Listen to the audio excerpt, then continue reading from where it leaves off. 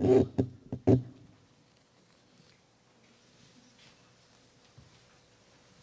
thank you, Gail, for giving me this honor. I really am honored to speak on this your inaugural occasion. 15 minutes is what I'm going to try and target here, so I give time to my esteemed colleagues to respond with some of their thoughts and reflections from their particular areas, and I look forward to what they're going to share. When the theme of the global imperative was announced, I started thinking about what occurs to me with regard to the sciences and the global nature of the scientific enterprise, and so I'd like to share with you some of those thoughts today. And I'll start with some of the experiences I've had in telling people about what research I do. And I'm in fundamental research, basic research, which means I'm not about developing any technologies that are identifiable. And so as people ask me, well, what's interesting about that? Why are you doing that research? And usually I try and come up with a lot of hand-waving and describing, but ultimately I like to bring up a metaphor because basic science is not nearly as visible to the general public as technology is. And those are two ends of a spectrum that I'd like to share. I use the metaphor of a tree, which I've found to be quite fruitful, no pun intended. I think you'll probably agree that society has come to associate, by and large, science with technology, and for good reason, because they're surrounded by the technology that is the fruit of that science. It's also interesting to me that the technology is, oftentimes the public has a lot easier time putting their faith in the technology, but very suspicious toward basic science, especially as we know when it comes to issues of faith. It's amazing how quickly people will assume that the scientists don't really know what they're talking about, that they're biased by these religious convictions or atheistic convictions, and yet the science they produce, or the science that they conduct, produces technology that people are very thankful for example, when they go in for surgery, and they're using technologies that have arisen from basic science. History has shown us that big jumps in human innovation come about mainly as a result of pure curiosity, and science is all about exploring curiosity. And the connection with us at Westmont is that the educational mission of our college is all about cultivating a healthy curiosity and imagination as we approach the world and as we educate ourselves. Let me just give you a couple of quick examples about the historic ties between basic research and technology. Several hundred years ago, thermodynamics experiments, working with heat and order and gases and pressure, eventually led to discoveries that gave birth largely to the Industrial Revolution. The steam engine, refrigeration, those are the products of what originally was just exploring curiosity. Michael Faraday did experiments on electricity. He was curious about how electrons interact with each other, how forces at a distance interact, and now we have electricity and light, which we take for granted. Fast forward a couple of hundred years, the study of the way of electrons move through materials of different electronegativities led to semiconductors, and you can imagine all the fruit that came from that with computing and all kinds of devices that rely on semiconductor technology. And then curiosity in the 40s about a rotating nucleus, very, very curious phenomena, under the action of radio frequency fields, led to a new kind of light. There was Faraday's electricity and light, and the new kind of light is that which allows us to image the interior of a body through magnetic resonance imaging. And we could go on and on with all kinds of examples. Simply put, technology is the fruit of basic research, and that's why the analogy of a tree is so apt. For example, the roots of the tree are under the ground, they're hidden, and this is usually what I like to walk people through as I prepare them for what kind of research I'm doing so that they'll appreciate the fact that this is relevant. I wish I had time to go into that, but I'm not going to today, the research that I do. The roots are basic research. Basic science would be the roots under the ground. The trunk would be applied research. The branches would be research and development, and ultimately the fruit is those technologies that then surround us and bless us, in the opinion of some, bless us, in the opinion of others, curse us, with all kinds of technology that we surround ourselves with, including medical imaging technology, planetary probes, microwave ovens, iPods, you could go on.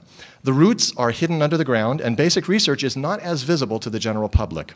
And that's one thing that outreach is very much targeting, getting young people into scientific laboratories, letting them see the wonder of science as it's practiced today, and let them see the research lab that I work at Michigan State has a lot of school groups coming through where the kids get to see the accelerator and they ask questions about what's done there. And opening the eyes to young people about science at an early age is very helpful in cultivating an interest later on.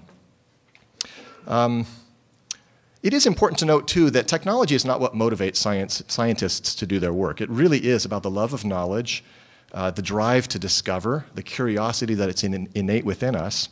So why am I elaborating this point about technology and basic science, the connection between the two? Well, here's where the word imperative comes in. I thought a little bit about the word imperative, and some of the things that come to my mind, some of the words are urgent, great importance, cannot be ignored. And surely one might want to argue from a purely theoretical vantage point the value of basic science, and there's another venue in which that would be entirely appropriate. And there's much truth about motivating young people about the importance of studying science based on human curiosity and the discovery of new knowledge. But there's another side of the story, and that is the following. Americans have long lived in relative prosperity. We have long desired economic prosperity and stability, and if you witness the way election debates go, oftentimes the economy is first and foremost the most pointed concern of people as they're deliberating their next choice for president or Congress. Basic science, on the other hand, doesn't really enter into the debates nearly to the extent that we physicists, and I'm sure my colleagues in their academic communities would like. However, it is true that one of the foundations of a strong economy is technology, which ultimately boils back to a healthy infrastructure of basic science. Recently, it has become clear that without strong steps to improve federal support for science and technology, the quality of life in the US is threatened. Earlier reports, and I'm going to talk about a particular report, but earlier reports that attempted to bring this issue to light include the Council on Competitiveness, Electronic Industries Alliance, and Business Roundtable. Recently, Norman Augustine, the retired chairman of the Lockheed Martin Corporation, chaired a study conducted by the National Academy of Sciences, and he sat before Congress on the 20th of October 2005 to present the committee's findings. And this is the time that Congress sat up and listened, more so than those previous groups. The result of this study, commissioned by the National, or conducted by the National Academy of Sciences, resulted in a 150-page document called Rising Above the Gathering Storm. There was a water bottle here. Where did it go? Oh, did I take it? No, I'll take this. Thanks. Thank you, Kim. I'll get one for you when you're up at the podium.